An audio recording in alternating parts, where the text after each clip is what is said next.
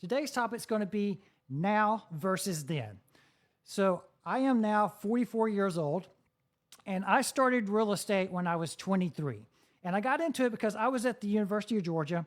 I took this entrepreneurship class, and it was this special service agent teacher. I mean, he was a hard-nosed, just like no nonsense teacher, but he made us read the book Rich Dad Poor Dad, like I'm sure many of you have read, that has kicked many of you off on your path. But I knew once I read that book, I wasn't going to work well as far as being a corporate person, which is what a real estate degree in college prepares you for, is to work in a corporate setting, not necessarily to be an entrepreneur or a business person.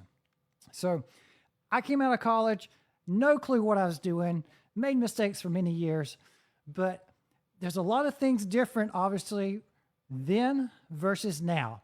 So I want to cover the main thing that I think is the biggest advantage now is information gatekeeping doesn't exist. What do I mean by that? Back in the day, we didn't have YouTube. We didn't have all this stuff going on. Internet forums were just a thing.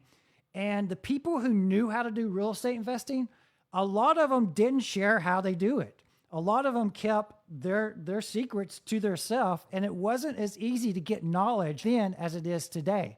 Today, you can Google, you can go to YouTube, and you can get that knowledge. Back then, it wasn't that way. I remember having to pry knowledge from people and try to pick up tidbits based on things that they said and try to read in between the lines. It was a much more difficult process to piece together everything. And there were courses, there were teachers. It was just starting to pick up a bit more back then. So I went to every one of those I could. I went to all the real estate events I could. But information is so much more easier to attain today. It is out there, which has led to some other problems. But if you want to learn real estate investing, just learn. All the information is out there. Spend some hours, spend some time. Now, the problem you'll run into is you'll get information overload, which means you're going to be so overwhelmed, you'll start thinking of things and reasons not to do stuff. But the basic, you want to learn how to do real estate investing, that information is out there now. Back then, it was a lot more difficult. You had to pull from people, and a lot of people didn't share. So one thing that I thought was a pro back then that I'm seeing less of now is you don't hear people talking about go talk to sellers and make offers. So it was a lot more action oriented back then. If you're going to be a real estate investor and you came to the RIA and you were asked how many offers you made, if you didn't make a single offer between meetings, you weren't taken seriously. If you want to be a real estate investor, you have to talk to sellers. You have to make offers. That's how you succeed. If you make no offers, I guarantee you, you're getting no deals. And back then, it really was a measuring metric. Like, how many offers did you make? How many sellers did you talk to? And between meetings, that was a key thing that people talked about with each other. These days, it's a lot more theory-based. It's a lot more broader. And people don't really get into the nitty-gritty action. What did you do? How many people did you talk to? How many offers did you make? That's not talked about as much now. But with that being said, the networking is so much better now. In Chattanooga, even 15 years ago, networking was very, very small. There were not many investors. Even before the crash of, say, 08 to 13, back in 06, 05, there were not that many investors in Chattanooga, and it definitely was not a well-networked community. Again, everybody sort of did their own thing. They weren't really into sharing. And I remember even when a couple of groups did start up, it was competitive. I went and spoke at one group.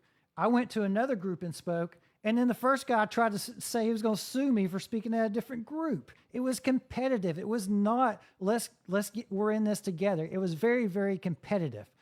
And today, the networking is just fantastic around here. Everyone, pretty much for the most part, supports each other, helps each other, and it feels like a team effort in Chattanooga now, in Northwest Georgia now. It feels like investors really work together and want to support each other, even though we are competitors in a way. It's just much more connected, much better vibe going on. And I'll give you an example, like putting together a buyer's list. Used to be to put together a buyer's list, it was really difficult because you had to figure out who the cash buyers were. And again, a lot of people just were not talking. A lot of people, if you're trying to wholesale back then, would just wait until you couldn't find anybody and go behind you and try to get the deal.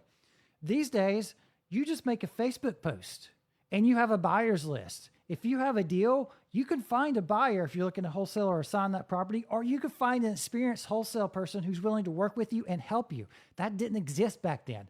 So that is one of the key things that you really should take advantage of in this day and age, is that everyone is here and is very, very supportive of each other.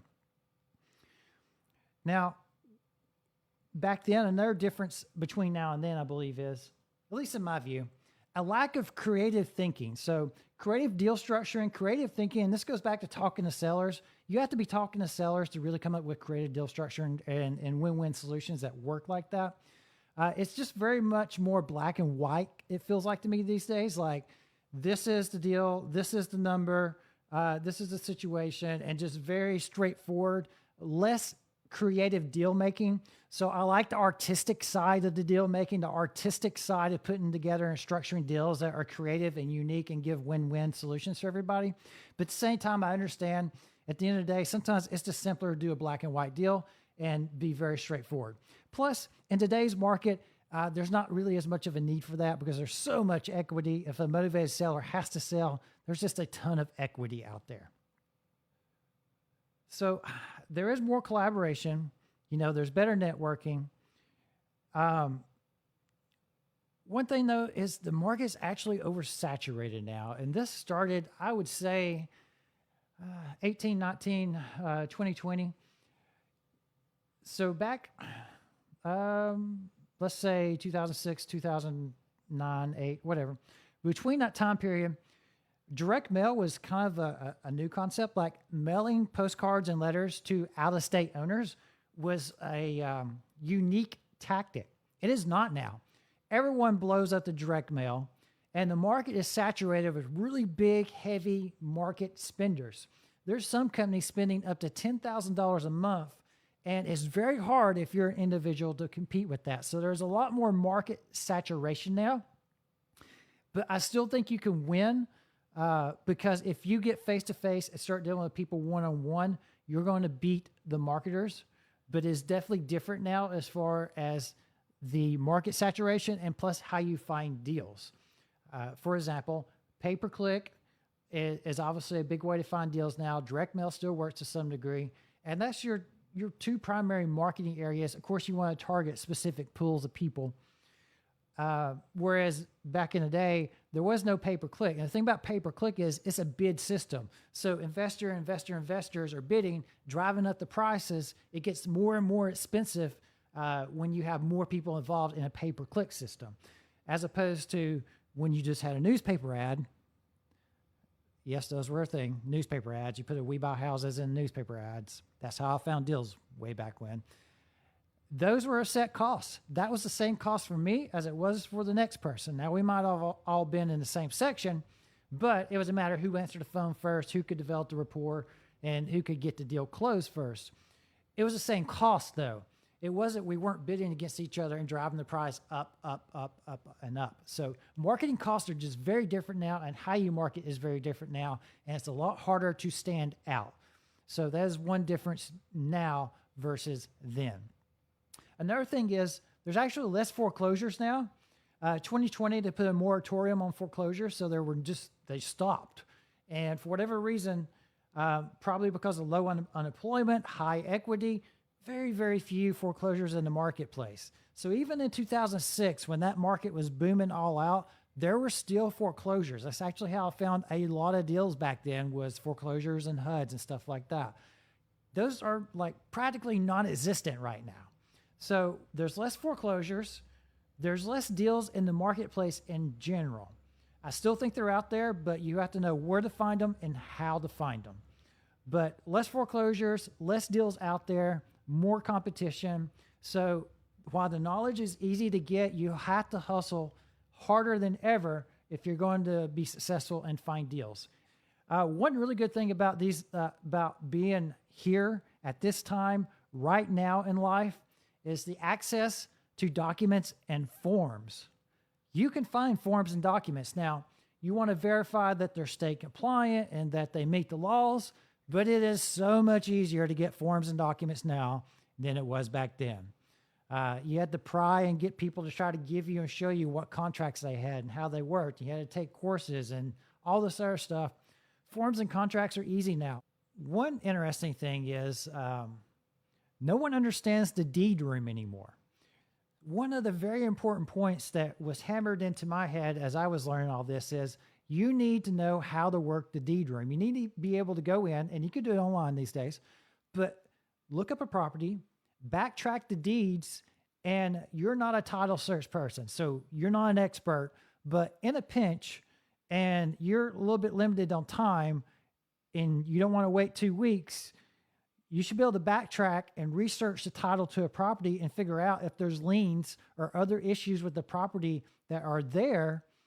So you're not surprised, because if a property is going to foreclosure and you've only got 2 or 3 weeks, it's better to find that out with your own research instead of trying to wait a week and get the title back and not be able to help the seller.